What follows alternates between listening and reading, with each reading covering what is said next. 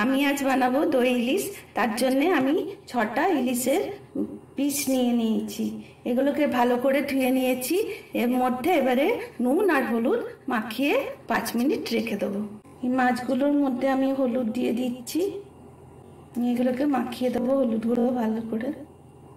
দিয়ে দিচ্ছি লবণ। নুন হলুদটাকে আমি ভালো করে মাখিয়ে নেবো মাছের সাথে।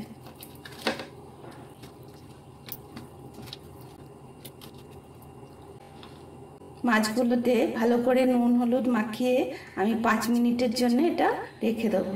তারপরে আমি দই ইলিশের রেসিপিটা বানাবো। এই বাটিটাতে আমি টক দই নিয়ে নিচ্ছি। আমি এতটা পরিমাণে টক দই নিলাম। এবারে দইটাকে ভালো করে ফেটিয়ে নেব। দইটাকে ভালো করে ফেটিয়ে নিচ্ছি। আমি দইটাকে ভালো করে ফেটিয়ে নিয়েছি। দই ইলিশ বানাবার জন্য আমাকে একটা পেস্ট ব্যবহার করতে হবে, সর্ষে বাটার পেস্ট। তার জন্য নিয়ে নিয়েছি আমি সাদা সর্ষে 3 চামচ, দিয়ে দিচ্ছি কালো সর্ষে 1 চামচ। কালো সর্ষের পরিমাণটা কম নিতে হবে। 1 চামচ দিয়ে দিচ্ছি আমি পোস্ত। পোস্তটা দিলে টেস্টটা আরও বেশি বেড়ে যাবে।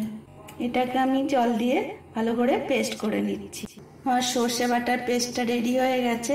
এবারে এটা আমি দইয়ের সাথে ভালো করে মিশিয়ে নেব। আমি সর্ষে বাটার পেস্টটাকে দইয়ের সাথে ভালো করে মিশিয়ে নিচ্ছি। ইলিশ বানাবার জন্য আমি এই বাটিটা নিয়ে নিয়েছি। এটা আমি কড়াইয়ের উপর দিয়ে কড়াইয়ে জল দিয়ে তারপর এটা বসিয়ে দেবো। এবারে এর মধ্যে আমি দই আর সর্ষে বাটার পেস্টটাকে কিছুটা ঢেলে দিচ্ছি। কিছুটা পরিমাণে ঢেলে দিলাম। এর মধ্যে আমি ইলিশ মাছগুলো একে একে দিয়ে দেবো। বাকি সর্ষে বাটার পেস্টটা আমি এই মাছের উপরে দিয়ে দিচ্ছি।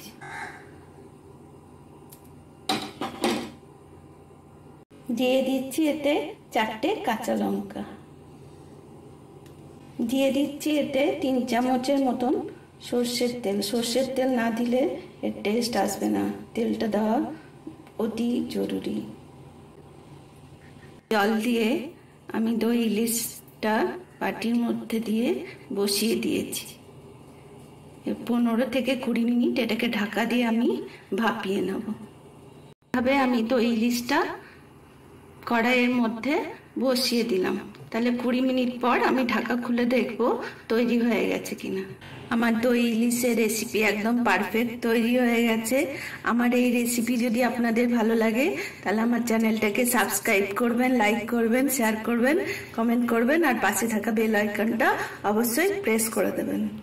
আজ আমি বানালাম দই ইলিশ। কিভাবে বানালাম চলুন আপনাদের সাথে সেটা শেয়ার করে নিই। Thank you for watching.